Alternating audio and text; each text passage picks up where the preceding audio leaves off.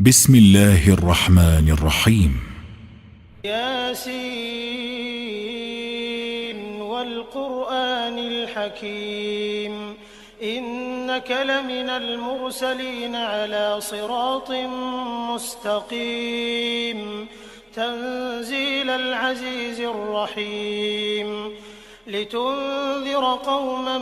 ما أنذر آباؤهم فهم غافلون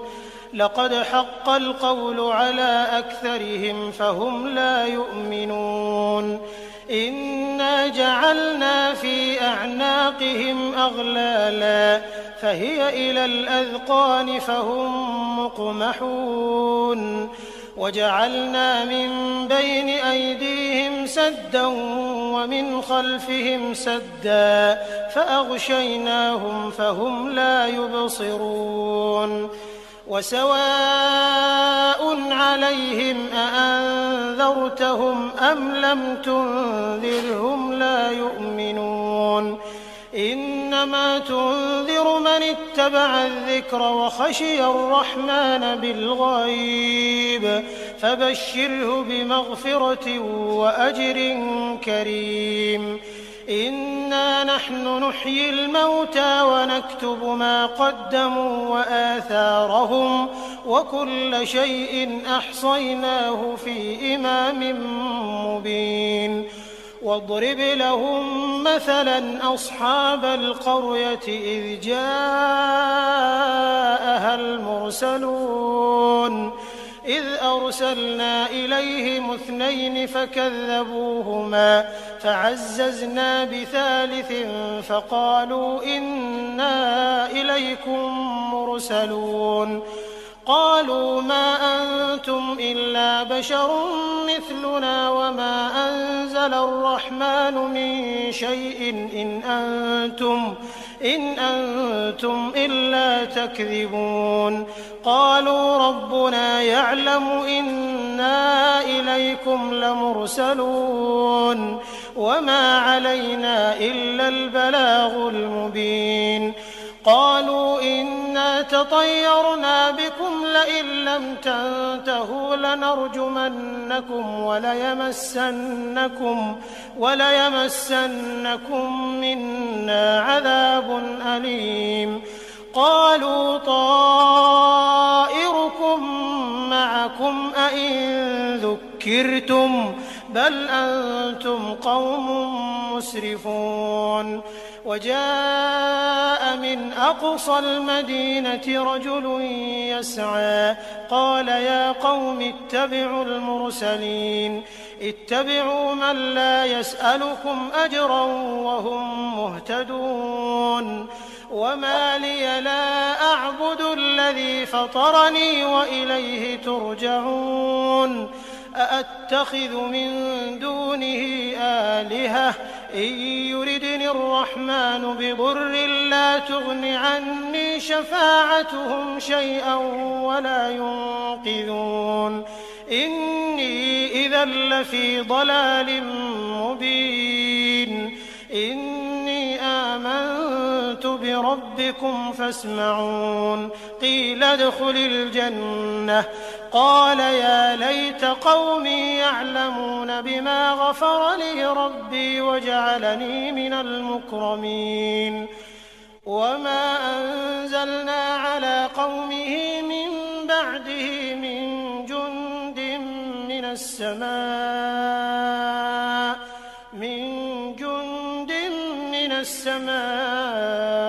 وما كنا منزلين إن كانت إلا صيحة واحدة فإذا هم خامدون يا حسرة على العباد ما يأتيهم من رسول إلا كانوا به يستهزئون ألم يروا كم أهلكنا قبلهم من القرون أنهم إليهم لا يرجعون وإن كل لما جميع لدينا محضرون وآية لهم الأرض الميتة أحييناها فأخرجنا منها حبا فمنه يأكلون وجعلنا فيها جنات من نخيل وأعناب وفجرنا فيها من العيون ليأكلوا من ثمره وما عملته أيديهم أفلا يشكرون سبحان الذي خلق الأزواج كلها مما تنبت الأرض ومن أنفسهم ومما لا يعلمون وآية لهم الليل نسلخ منه النهار فإذا هم مظلمون والشمس تجري لمستقر لها ذلك تقدير العزيز العليم والقمر قدرناه منازل حتى عاد كالعرجون القديم لا الشمس ينبغي لها أن تدرك القمر ولا الليل سابق النهار وكل في فلك يسبحون وآية لهم أنا حملنا ذريتهم في الفلك المشحون وخلقنا لهم من مثله ما يركبون وإن نشأ نغرقهم فلا صريخ لهم ولا هم ينقذون إلا رحمة منا ومتاعا إلى حين وإذا قيل لهم اتقوا ما بين أيديكم وما خلفكم لعلكم ترحمون وما تأتيهم من آية من آيات ربهم إلا كانوا عنها معرضين وإذا قيل لهم أنفقوا مما رزقكم الله قال الذين كفروا للذين آمنوا أنطعم من لو يشاء الله أطعمه إن أنتم إلا في ضلال مبين ويقولون متى هذا الوعد إن كنتم صادقين ما ينظرون إلا صيحة واحدة تأخذهم وهم يخصمون فلا يستطيعون توصية ولا إلى أهلهم يرجعون ونفخ في الصور فإذا هم من الأجداث إلى ربهم ينسلون قالوا يا ويلنا من بعثنا من مرقدنا هذا ما وعد الرحمن وصدق المرسلون إن كانت إلا صيحة واحدة فإذا هم جميع لدينا محضرون فاليوم لا تظلم نفس شيئا ولا تجزون إلا ما كنتم تعملون إن أصحاب الجنة اليوم في شغل فاكهون هم وأزواجهم في ظلال على الأرائك متكئون لهم فيها فاكهة ولهم ما يدعون سلام قولا من رب رحيم وامتازوا اليوم أيها المجرمون ألم أعهد إليكم يا بني آدم ألا تعبدوا الشيطان إنه لكم عدو مبين وأن اعبدوني هذا صراط مستقيم ولقد أضل منكم جبلا كثيرا أفلم تكونوا تعقلون هذه جهنم التي كنتم توعدون اصلوها اليوم بما كنتم تكفرون اليوم نختم على أفواههم وتكلمنا أيديهم وتشهد أرجلهم بما كانوا يكسبون ولو نشاء لطمسنا على أعينهم فاستبقوا الصراط فأنى يبصرون ولو نشاء لمسخناهم على مكانتهم فما استطاعوا مضيا ولا يرجعون ومن نعمره ننكسه في الخلق أفلا يعقلون وما علمناه الشعر وما ينبغي له إن هو إلا ذكر وقرآن مبين لينذر من كان حيا ويحق القول على الكافرين أولم يروا أنا خلقنا لهم مما عملت أيدينا أنعاما فهم لها مالكون وذللناها لهم فمنها ركوبهم ومنها يأكلون ولهم فيها منافع ومشارب أفلا يشكرون واتخذوا من دون الله آلهة لعلهم ينصرون لا يستطيعون نصرهم وهم لهم جند محضرون فلا يحزنك قولهم إنا نعلم ما يسرون وما يعلنون أولم ير الإنسان أنا خلقناه من نطفة فإذا هو خصيم مبين وضرب لنا مثلا ونسي خلقه قال من يحيي العظام وهي رميم قل يحييها الذي أنشأها أول مرة وهو بكل خلق عليم الذي جعل لكم من الشجر الأخضر نارا فإذا أنتم منه توقدون أوليس الذي خلق السماوات والأرض بقادر على أن يخلق مثلهم بلى وهو الخلاق العليم إنما أمره إذا أراد شيئا أن يقول له كن فيكون فسبحان الذي بيده ملكوت كل شيء وإليه ترجعون بسم الله الرحمن الرحيم الرحمن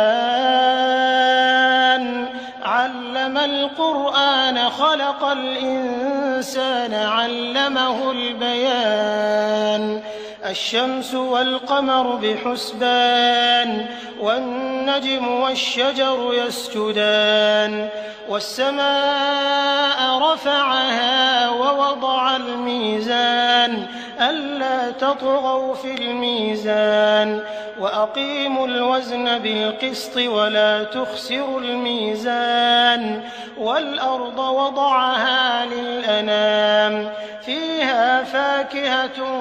والنخل ذات الأكمام والحب ذو العصف والريحان فبأي آلاء ربكما تكذبان خلق الإنسان من صلصال كالفخار وخلق الجان من مارج من نار فبأي آلاء ربكما تكذبان رب المشرقين ورب المغربين فبأي آلاء ربكما تكذبان مرج البحرين يلتقيان بينهما برزخ لا يبغيان فبأي آلاء ربكما تكذبان يخرج منهما اللؤلؤ والمرجان فبأي آلاء ربكما تكذبان وله الجوار المنشآت في البحر كالأعلام فبأي آلاء ربكما تكذبان كل من عليها فان ويبقى وجه ربك ذو الجلال والإكرام والإكرام فبأي آلاء ربكما تكذبان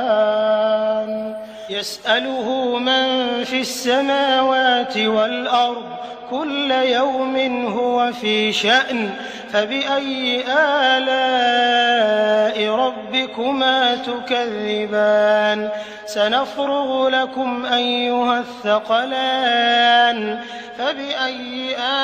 آلاء ربكما تكذبان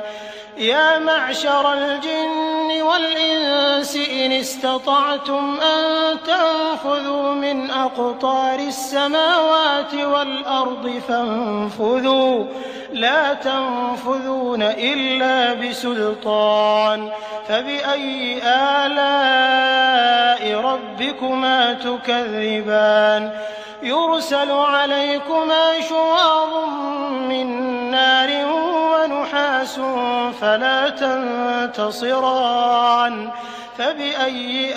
آلاء ربكما تكذبان فإذا انشقت السماء فكانت وردة كالدهان فبأي آلاء ربكما تكذبان فيومئذ لا يسأل عن ذنبه إنس ولا جان فبأي آلاء ربكما تكذبان يعرف المجرمون بسيماهم فيؤخذ بالنواصي والأقدام فبأي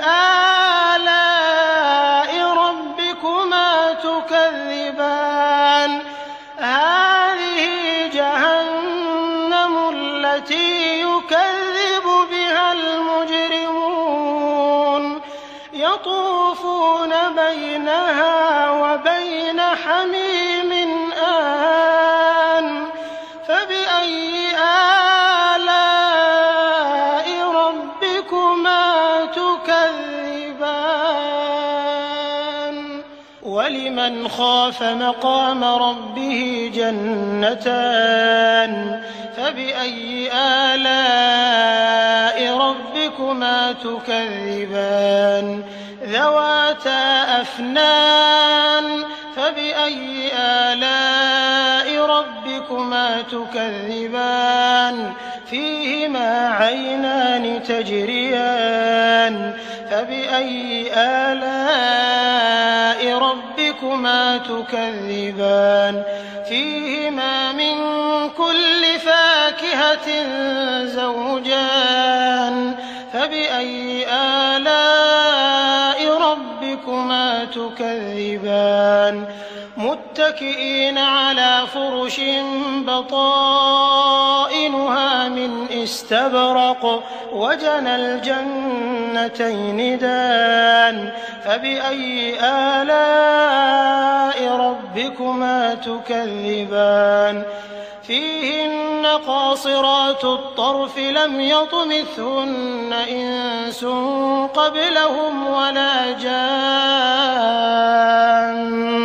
فبأي آلاء ربكما تكذبان كأنهن الياقوت والمرجان فبأي آلاء ربكما تكذبان هل جزاء الإحسان إلا الإحسان فبأي آلاء ربكما تكذبان ومن دونهما جنتان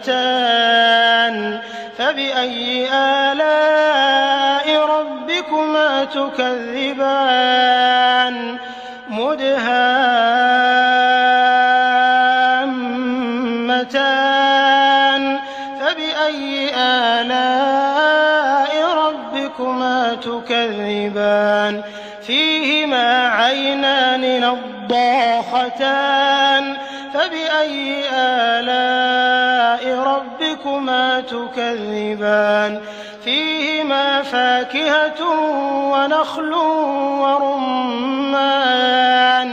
فبأي آلاء ربكما تكذبان فيهن خيرات حسان فبأي آلاء ربكما تكذبان حور مقصورات في الخيام فبأي آلاء ربكما تكذبان لم يطمثهن إنس قبلهم ولا جان فبأي آلاء ربكما تكذبان متكئين على رفرف خضر وعبقري حسان فبأي آلاء ربكما تكذبان تبارك اسم ربك ذي الجلال والإكرام.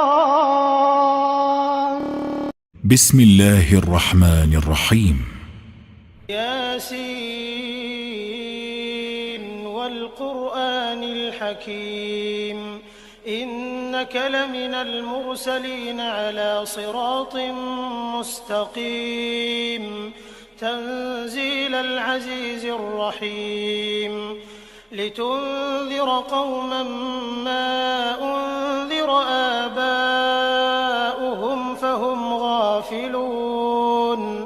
لقد حق القول على أكثرهم فهم لا يؤمنون إنا جعلنا في أعناقهم أغلالا فهي إلى الأذقان فهم مقمحون وجعلنا من بين أيديهم سدا ومن خلفهم سدا فأغشيناهم فهم لا يبصرون وسواء عليهم أأنذرتهم أم لم تنذرهم لا يؤمنون إنما تنذر من اتبع الذكر وخشي الرحمن بالغيب فبشره بمغفرة وأجر كريم إنا نحن نحيي الموتى ونكتب ما قدموا وآثارهم وكل شيء أحصيناه في إمام مبين واضرب لهم مثلا أصحاب القرية إذ جاءها المرسلون إذ أرسلنا إليهم 2 فكذبوهما فعززنا بثالث فقالوا إنا إليكم مرسلون قالوا ما أنتم إلا بشر مثلنا وما أنزل الرحمن من شيء إن أنتم إلا تكذبون قالوا ربنا يعلم إنا إليكم لمرسلون وما علينا إلا البلاغ المبين قالوا إنا تطيرنا بكم لئن لم تنتهوا لنرجمنكم وليمسنكم منا عذاب أليم قالوا طائركم معكم أئن ذكرتم بل أنتم قوم مسرفون وجاء من أقصى المدينة رجل يسعى قال يا قوم اتبعوا المرسلين اتبعوا من لا يسألكم أجرا وهم مهتدون وما لي لا أعبد الذي فطرني وإليه ترجعون أأتخذ من دونه آلهة إن يردني الرحمن بضر لا تغن عني شفاعتهم شيئا ولا ينقذون إني إذا لفي ضلال مبين إني آمنت بربكم فاسمعون قيل ادخل الجنة قال يا ليت قومي يعلمون بما غفر لي ربي وجعلني من المكرمين وما أنزلنا على قومه من بعده من جند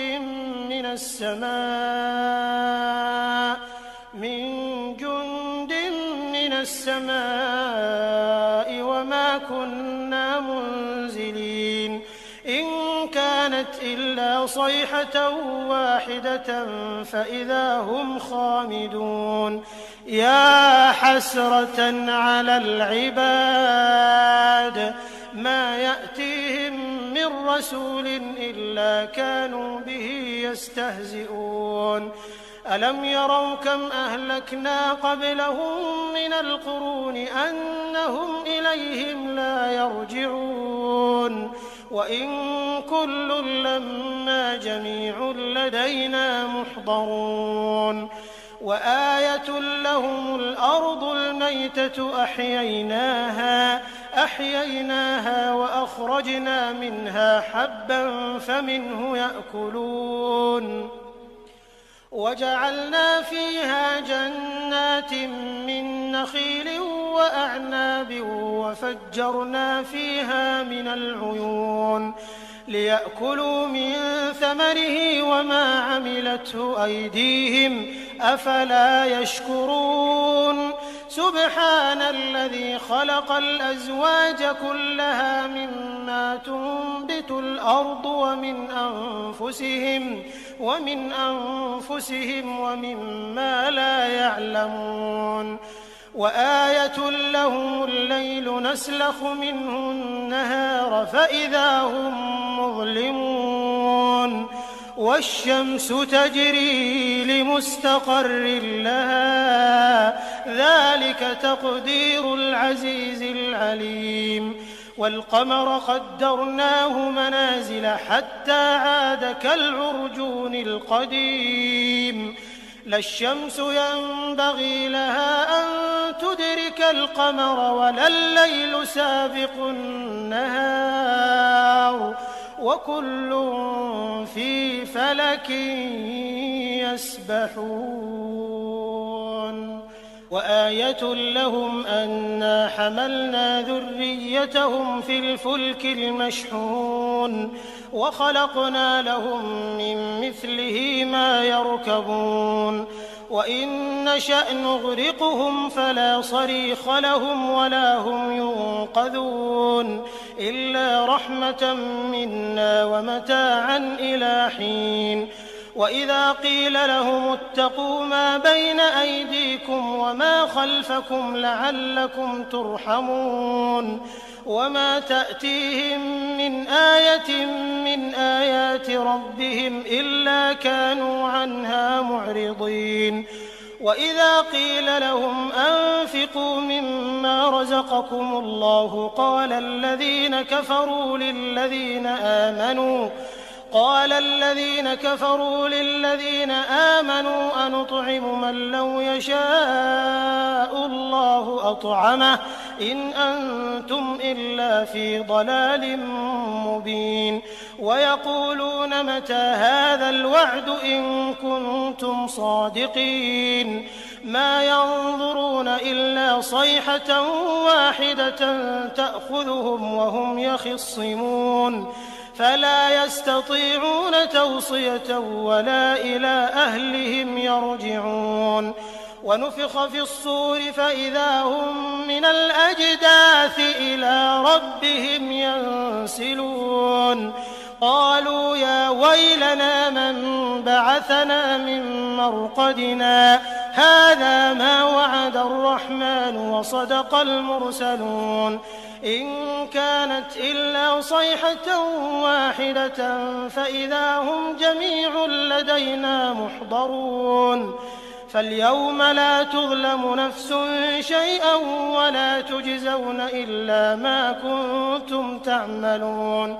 إن أصحاب الجنة اليوم في شغل فاكهون هم وأزواجهم في ظلال على الأرائك متكئون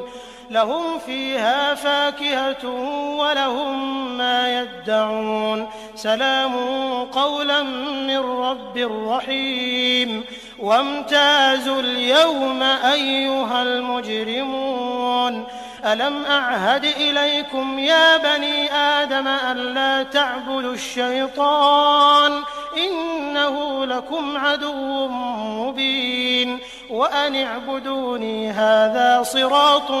مستقيم ولقد أضل منكم جبلا كثيرا أفلم تكونوا تعقلون هذه جهنم التي كنتم توعدون اصلوها اليوم بما كنتم تكفرون اليوم نختم على أفواههم وتكلمنا أيديهم وتشهد أرجلهم بما كانوا يكسبون ولو نشاء لطمسنا على أعينهم فاستبقوا الصراط فأنى يبصرون ولو نشاء لمسخناهم على مكانتهم فما استطاعوا مضيا ولا يرجعون ومن نعمره ننكسه في الخلق أفلا يعقلون وما علمناه الشعر وما ينبغي له إن هو إلا ذكر وقرآن مبين لينذر من كان حيا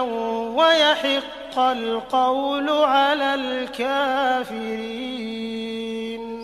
أولم يروا أنا خلقنا لهم مما عملت أيدينا أنعاما فهم لها مالكون وذللناها لهم فمنها ركوبهم ومنها يأكلون ولهم فيها منافع ومشارب أفلا يشكرون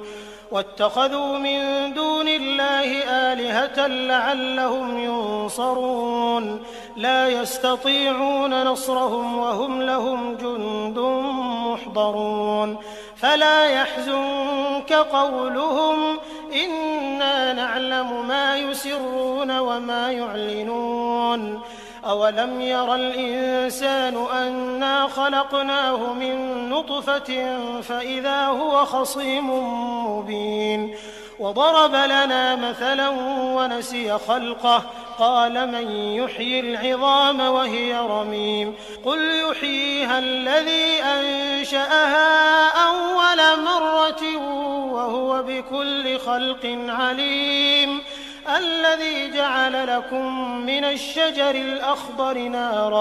نارا فإذا أنتم منه توقدون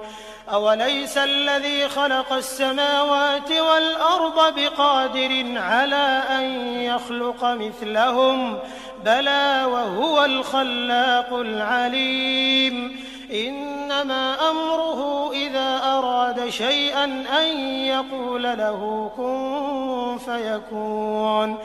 فسبحان الذي بيده ملكوت كل شيء وإليه ترجعون بسم الله الرحمن الرحيم الرحمن علم القرآن خلق الإنسان علمه البيان الشمس والقمر بحسبان والنجم والشجر يسجدان والسماء رفعها ووضع الميزان ألا تطغوا في الميزان وأقيموا الوزن بالقسط ولا تخسروا الميزان والأرض وضعها للأنام فيها فاكهة والنخل ذات الأكمام والحب ذو العصف والريحان فبأي آلاء ربكما تكذبان خلق الإنسان من صلصال كالفخار وخلق الجان من مارج من نار فبأي آلاء ربكما تكذبان رب المشرقين ورب المغربين فبأي آلاء ربكما تكذبان مرج البحرين يلتقيان بينهما برزخ لا يبغيان فبأي آلاء ربكما تكذبان يخرج منهما اللؤلؤ والمرجان فبأي آلاء ربكما تكذبان وله الجوار المنشآت في البحر كالأعلام فبأي آلاء ربكما تكذبان كل من عليها فان ويبقى وجه ربك ذو الجلال والإكرام فبأي آلاء ربكما تكذبان يسأله من في السماوات والأرض كل يوم هو في شأن فبأي آلاء ربكما تكذبان سنفرغ لكم أيها الثقلان فبأي آلاء ربكما تكذبان يا معشر الجن والإنس إن استطعتم أن تنفذوا من أقطار السماوات والأرض فانفذوا لا تنفذون إلا بسلطان فبأي آلاء ربكما تكذبان يرسل عليكما شواظ من نار ونحاس فلا تنتصران فبأي آلاء ربكما تكذبان فإذا انشقت السماء فكانت وردة كالدهان فبأي آلاء ربكما تكذبان فيومئذ لا يسأل عن ذنبه إنس ولا جان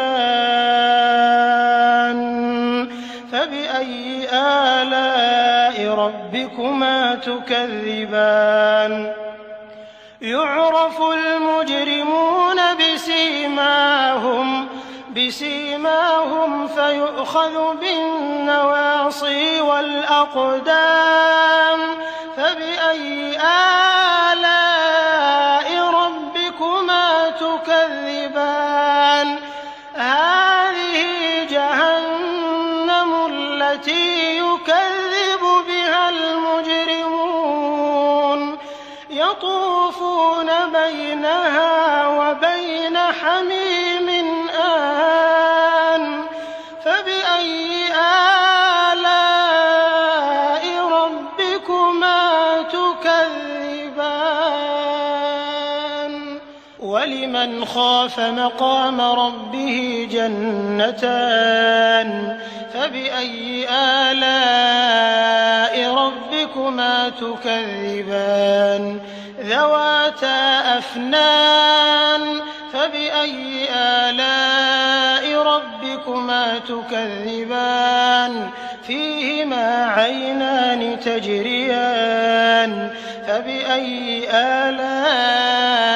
ربكما ربكما تكذبان فيهما من كل فاكهة زوجان فبأي آلاء ربكما تكذبان متكئين على فرش بطائنها من استبرق وجنى الجنتين دان فبأي آلاء ربكما تكذبان فيهن قاصرات الطرف لم يطمثهن إنس قبلهم ولا جان فبأي آلاء ربكما تكذبان كأنهن الياقوت والمرجان فبأي آلاء ربكما تكذبان هل جزاء الإحسان إلا الإحسان فبأي آلاء ربكما تكذبان ومن دونهما جنتان فبأي آلاء ربكما تكذبان مدهامتان فبأي آلاء ربكما تكذبان فيهما عينان نضاختان فبأي آلاء ربكما تكذبان فيهما فاكهة ونخل ورمان فبأي آلاء ربكما تكذبان فيهن خيرات حسان فبأي آلاء ربكما تكذبان حور مقصورات في الخيام فبأي آلاء ربكما تكذبان لم يطمثهن إنس قبلهم ولا جان فبأي آلاء ربكما تكذبان متكئين على رفرف خضر وعبقري حسان فبأي آلاء ربكما تكذبان تبارك اسم ربك ذي الجلال والإكرام